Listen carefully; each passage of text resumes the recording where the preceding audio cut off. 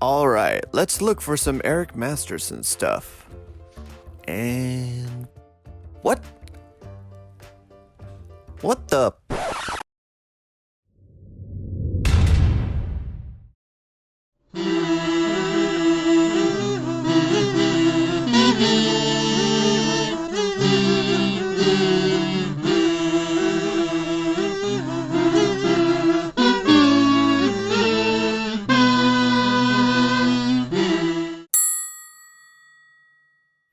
The 90s. Let's talk about that time period for a bit. Fashion was all over the place, same with culture, counterculture, society as a whole. And as you can see, entertainment at the time mimicked a lot of it, and in some cases influenced a shit ton. At the time, there were two hammers. One, possessed by Thor Odinson, was Mjolnir, and Beta Ray Bill had Stormbreaker. But the times of gods wearing winged helmets and capes seemed to be outdated. So artists and writers at Marvel were wondering what could be done to bring some new blood into the comics with more up-to-date looks to them. It would carry a 90s badassery to it that seemed to push boundaries but still carry the essence of heroism and optimism underlying all the comics that kept them feeling good about doing the right thing. Introducing Eric Masterson, Thunderstrike. This guy is the walking 90s. Short beard, ponytail, earring on the right ear, meaning he was hip, but not gay. Or was it the left ear? I don't know. All I know is he had a relationship with a woman who was revealed to be a demon essence living inside of the axe he grabbed off of one of his enemies. Comics, right? With so much 90s badassery, he's probably one of those characters who would have intimidated Daniel Kibblesmith. I remember seeing them on the shelf when I was a kid, picking up comics in the 90s and just feeling like they were too cool for me. Like I was intimidated by, Night Thrasher who had a blade coming out of his wrist. Nova was really buff. They were all the edgy characters for the 90s, as the cover said. All that's missing is a pair of glasses, and he'd look like my late dad, who also took up a similar look during the time. In fact, Thunderstrike #1 is a comic he got for me and my brother, thinking it'd be a great title for us to read. Unfortunately for him, I was more interested in what was going on with the X-Men. Come to think of it, I think I have that comic somewhere up in Oregon still. It had the sparkly inlay for the lightning and everything. Must be worth a fortune by now. Only $15? We actually begin the tale of Eric Masterson with Thor 391 in 1988. With that story by Tom DeFalco and artist Ron Frenz, we get to see Thor meeting architect Eric Masterson, who gets injured by falling girders while fighting a villain named Quicksand. Thor at this point sticks with Masterson for reasons. In his stint with the God of Thunder, Masterson gets abducted, meets Hercules, and gets wounded in each of the tussles with the supervillains, and Thor has to fly in on his hammer to save the day. Each and every time. At some point, the wounding was severe enough that Thor had to seal both his powers and form in Eric's mind to save him. Masterson, as Thor, continued for a while with these two egos living as one until the two were separated by a red celestial. That run in the comics was a crazy story involving the High Evolutionary and the creation of a new celestial. Thor and Masterson merged again, as Thor had to be saved by Masterson this time and a couple of issues later. The final separation by Heimdall happened, and events surrounding it leading to Thor being banished and Masterson becoming the new Thor. Eric Masterson was also part of an early Thor Corps in Thor 439 through 441. Subsequent issues show his training with Captain America, his fight with Mephisto, and his search for the real Thor, finding Thor held captive in his subconscious. After releasing the real Thor from captivity, he once again becomes the new Thor, and rinse, repeat.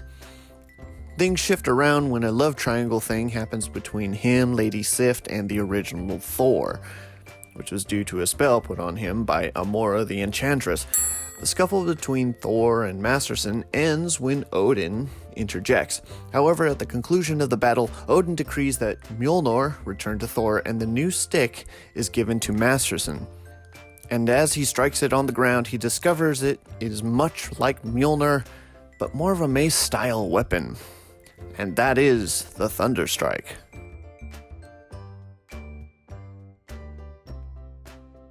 Masterson also enjoyed a solo series in 1993 called Thunderstrike, finally rocking that ponytail and manly beard with an earring in pure 90s style. And then he meets up with Dargo Couture and Beta Ray Bill once again to create a Thor Corps, a title by Tom DeFalco and Pat Olafay in 1993, which had a limited 4-issue run. However, Masterson, unlike the original Thor, was mortal, and like all mortals, he eventually meets his end in a subconscious battle against the essence of a weapon he had picked up along the way, the Blood Axe. The woman essence in the axe, who manifested as Scourge,